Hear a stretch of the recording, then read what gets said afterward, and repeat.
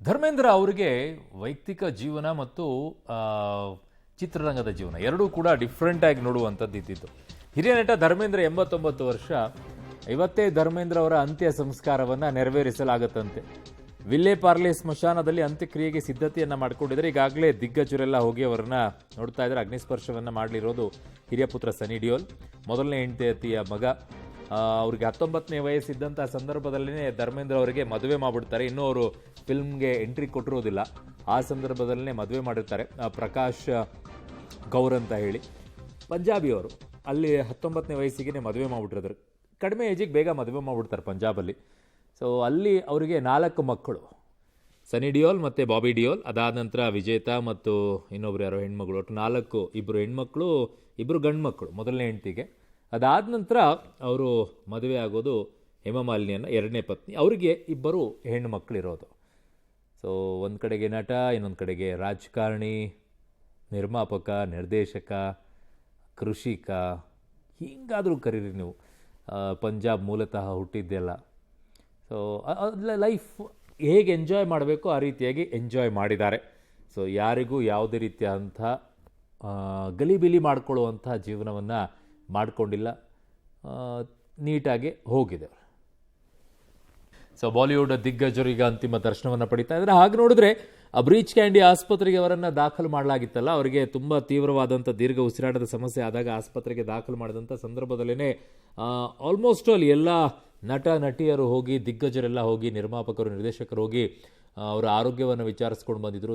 ಆ ಸಂದರ್ಭದಲ್ಲೂ ಕೂಡ ಊಹಾಪೋಗಳು ಸುದ್ದಿ ಹತ್ತಿದ್ದು. ಯಾಕೆಂದರೆ ಅವರೆಲ್ಲ ದಿಗ್ಗಜರು ಹೋಗಿ ನೋಡ್ತಾ ಇದ್ರಲ್ಲ, ಧರ್ಮೇಂದ್ರ ಅವರು ಅವತ್ತೇ ನಿಧನರಾಗ್ಬಿಟ್ರು ಅಂತ ಸುದ್ದಿ ಬಂತು. ಆಮೇಲೆ ಅವ್ರ ಕುಟುಂಬಸ್ಥರು ಹೇಳಿದರು, ಯಾಕೆ ಈ ರೀತಿಯಾಗಿ ಮಾಡ್ತಾ ಇದ್ರು, ಅವ್ರು ಇನ್ನೂ ಬದುಕಿದ್ದಾರೆ ಅಂತೆಲ್ಲ ಹೇಳಿದರು. ಈಗ ಇವತ್ತು ಅವರು ನಿಧನ ಆಗಿದ್ದಾರೆ. ಅವರ ಮನೆಗೆ ಕರ್ಕೊಂಡು ಹೋಗಿದ್ರು ಅವರನ್ನು.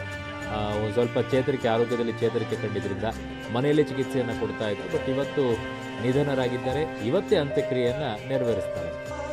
ಓಕೆ, ನಮ್ಮ ಜೊತೆಗೆ ಪ್ರಕಾಶ್ ಬೆಳವಡಿ ಸರ್ ನಮ್ಮ ಜೊತೆಗೆ ಸಂಪರ್ಕಕ್ಕೆ ಸಿಗ್ತಾ ಇದ್ದಾರೆ. ಸರ್ ನಮಸ್ಕಾರ. ಅರುಣ್ ಬಡ್ಗೇರ್ ಮಾತನಾಡ್ತಾ ಇದ್ದೀನಿ. ಧರ್ಮೇಂದ್ರ ಅವರನ್ನ ನೆನಪು ಮಾಡ್ಕೊಳ್ಳೋದಾದ್ರೆ ಹೇಗೆ ನೆನಪು ಮಾಡ್ಕೊಳ್ತೀರಾ? ಅದು ನಮಗೆ ಚಿಕ್ಕಂದಲ್ಲಿ ನೋಡ್ರಿ, ಅವರು ಹಾ ಸರ್, ಆಗಿನ ಹಿಂದಿ ಚಲನಚಿತ್ರದ ನಾಯಕರು ಅಂತ ಯಾರು ಅನ್ನಿಸ್ಕೊಳ್ತಿದ್ರು.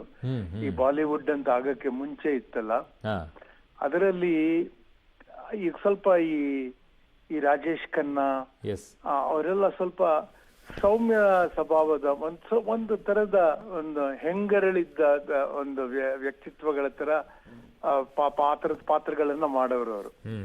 ಅಂದ್ರೆ ಅವರು ಸಾಫ್ಟ್ ಹೀರೋ ತರ ಇದ್ರು ಅವರು. ಅಂದ್ರೆ ಧರ್ಮೇಂದ್ರ ಆ ಕಾಲಕ್ಕೆ ನಮಗೆ ಬಹಳ ಮ್ಯಾನ್ಲಿ ಮ್ಯಾಸ್ಕಲೈನ್ ಹೀರೋ ತರ ಇದ್ದಿದ್ದು. ಮತ್ತೆ ಒಂಥರ ನೋಡಿ, ಅವ್ರು ನನಗೆ ನೆನಪಿದ್ದಂಗೆ ಯಾವ ಸ್ಕ್ಯಾಂಡಲ್ ನೆನಪಾಗಲ್ಲ ಅವ್ರದ್ದು. ಯಾವಾಗ್ಲೂ ಯಾವಾಗ ಒಂದ್ಸತಿ ಸಿಟ್ಟು ಬಂದಿತ್ತು ಅಂತೆಲ್ಲ ಕೇಳಿದೀನಿ. ಬಟ್ ತುಂಬಾ ರೇರ್ ಅದು.